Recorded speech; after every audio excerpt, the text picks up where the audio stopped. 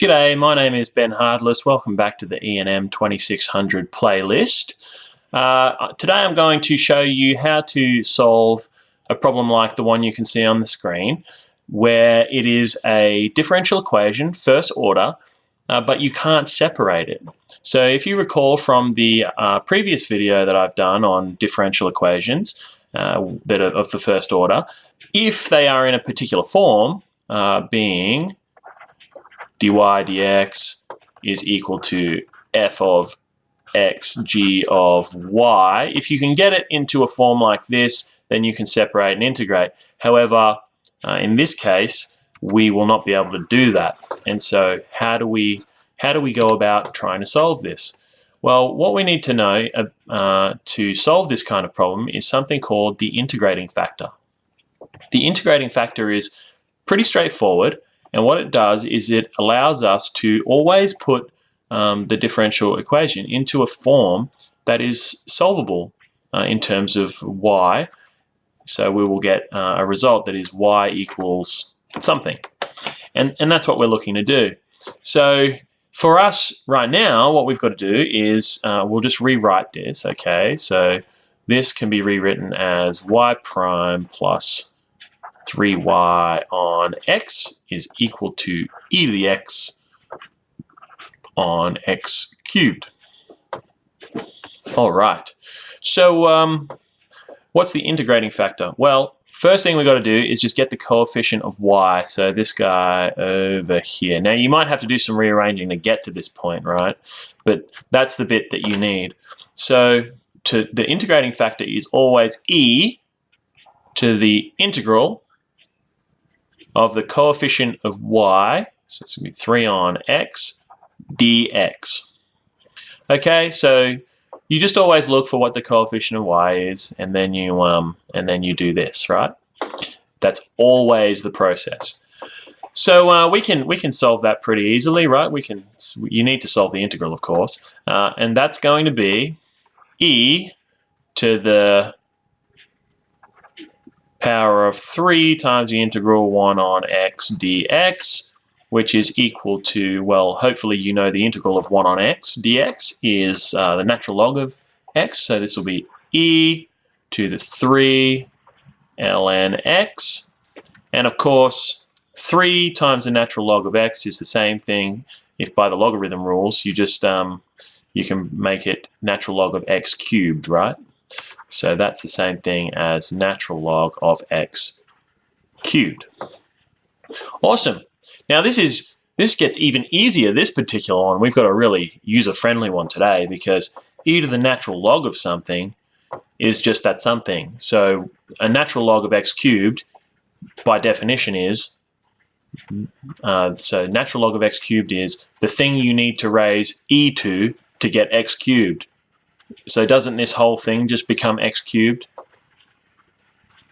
I'll say that again, just in case you missed it.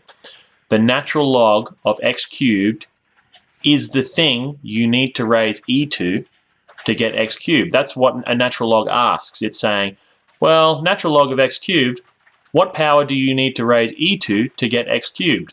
That's what it's equal to. Okay, so just mention that a few times so that you really get your head around it, because it does help you to simplify some problems that look a bit hairy. Now, once you've got the integrating factor, which is x cubed in our case, you multiply both sides of the differential equation by it. So that's what we're going to do next. So the first step was find the integrating factor. The next step is multiply by both sides, which is going to give us x cubed y prime plus 3x squared y. So one of those is going to cancel with the divide by x, right? So x cubed divided by x would be x squared, is equal to e to the x, because the x cubes will cancel. And so now we've got this little bad boy going on over here. Now, the cool thing that you need to realize to really, make use of integrating factor and understand what's going on is you need to realize that the integrating factor multiplied by y So if you take the integrating factor, multiply by y, and you take its derivative with respect to x, you will get, and this is just the product rule, right? You will get 3x squared y plus x cubed y prime. Now, isn't that this? Aren't they the same thing? Well, they are, right? And so what you can do is you can take, I'll change colors now, you can take this and you can substitute it in for this. So our step 3 then becomes substitute. Substitute. I don't know why, when you're making a video, it gets harder to talk. All right, so now what we've got is we've got this derivative with respect to x of x cubed y is equal to e to the x. Now this is looking a lot simpler, isn't it? And the interesting thing that you can do now is you can integrate both sides with respect to x. So let's do that. I'll keep changing colors just to try and avoid the monotony. So we will have, I'll just do it here.